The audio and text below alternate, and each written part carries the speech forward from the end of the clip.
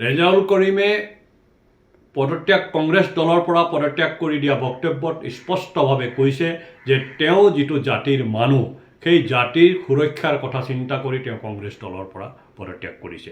এতিয়া প্ৰশ্ন হ'ল ৰেজাউল কৰিমে কোনটো জাতিক প্ৰতিনিধিত্ব কৰে?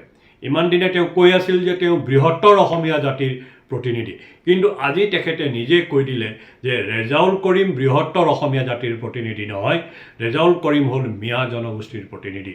সেইকাৰণে হয়তো ৰেজাউল কৰিমে ঘোষণা কৰিছিল উজনিৰ চহৰসমূহক তেওঁ নামনি অসমৰ মিয়া অদূষিত আৰু মিয়াৰ প্ৰাধান্য থকা প্ৰভুত্ব থকা ধুবুৰী চহৰৰ নিচিনাকৈ গঢ়ি তুলিম। ব্যাপক প্ৰতিবাদ জনৰোষৰ পিছত ৰেজাউল কৰিমে যদিও পদত্যাগ পত্ৰ দাখিল কৰিছে, কিন্তু সেই পদত্যাগ পত্ৰতে তেওঁ কৈ দিলে আৰু তেওঁ পদত্যাগ কৰাৰ পিছত যি বক্তব্য আগবঢ়াইছে সংবাদ মাধ্যমৰ আগত, সেই বক্তব্যত তেখেতে ঘোষণা কৰি দিলে যে মই মোৰ জাতিৰ স্বাভিমানৰ কথা চিন্তা কৰিয়ে কংগ্ৰেছৰ পৰা পদত্যাগ কৰিছোঁ। এতিয়া আমাৰ প্ৰশ্ন হ'ল ৰেজাউল কৰিমৰ সেই স্বাভিমানী জাতি কোনটো? ৰেজাউল কৰিমৰ সেই স্বাভিমানী জাতি হ'ল যে অসম আক্ৰমণ কৰা মোগলৰ যিটো জাতি, অসম আক্ৰমণ কৰা মোগলৰ যিটো পন্থ, সেই পন্থৰ যিটো জাতি মিয়া জাতি, সেই মিয়া জাতিটো হ'ল ৰেজাউল কৰিমৰ স্বাভিমানৰ জাতি। ৰেজাউল কৰিমৰ স্বাভিমানৰ সেই মিয়া জাতিটোৰ সৈতেই অসমীয়া জাতিৰ অসমীয়া মানুহৰ সংঘাত, ৰাজনৈতিক প্ৰভুত্ব ৰক্ষাৰ সংঘাতত অসমীয়া মানুহ এতিয়া সংগ্ৰামত লিপ্ত হ'ব লগা হৈছে, সংগ্ৰাম কৰিব লগা হৈছে। মিয়া সত্তাৰ যিটো আগ্ৰাসী ৰূপ, সেই আগ্ৰাসী ৰূপৰ পৰা অসমখনক বচাবৰ কাৰণে আজিৰ তাৰিখত মাননীয় মুখ্যমন্ত্ৰী ডক্টৰ হিমন্ত বিশ্ব শৰ্মাৰ নেতৃত্বত অসমৰ সমাজ জীৱনে যুঁজ কৰি আছে।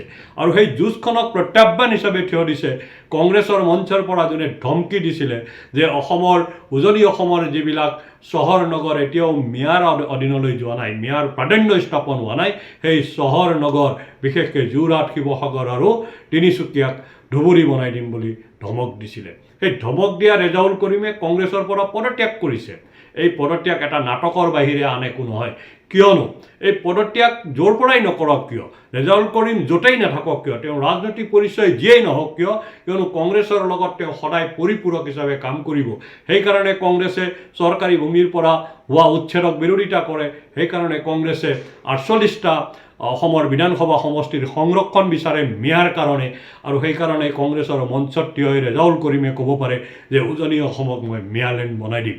সেই ৰেজাউল কৰিমৰ যিটো স্বাভিমানী জাতিৰ কথা ৰেজাউল কৰিমে কৈ আছে, সেই মিয়া জাতিটোৱে হ'ল আজিৰ তাৰিখত অসমৰ কাৰণে আটাইতকৈ ডাঙৰ ভাবুকি। অসমীয়া ভাষা, সংস্কৃতি, সভ্যতা, আধ্যাত্মিকতা, অসমীয়া মানুহৰ ধৰ্ম, পন্থ আদি সকলোৰ বাবে যদি কাৰোবাৰ পৰা প্ৰত্যাহ্বান আহিছে, সেই প্ৰত্যাহ্বানটো হ'ল মিয়াৰ পৰা আহিছে, আৰু মিয়াৰ পৰা অসমৰ সমাজ জীৱনক ৰক্ষা কৰিব লাগে।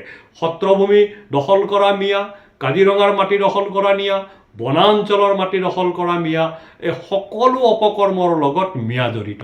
আৰু সেই মিয়াৰ নেতা হ'ল ৰেজাউল কৰিম, আৰু সেই ৰেজাউল কৰিমে মিয়াক স্বাভিমানী জাতিৰ প্ৰতিনিধি বুলি ঘোষণা কৰি ৰেজাউল কৰিমে স্পষ্ট কৰিছে যে এক কথাত ক'বলৈ গ'লে ৰেজাউল কৰিম হ'ল অসম আৰু অসমীয়া সত্তাৰ বিৰোধী মানুহ, যি কংগ্ৰেছৰ পৰিপূৰক।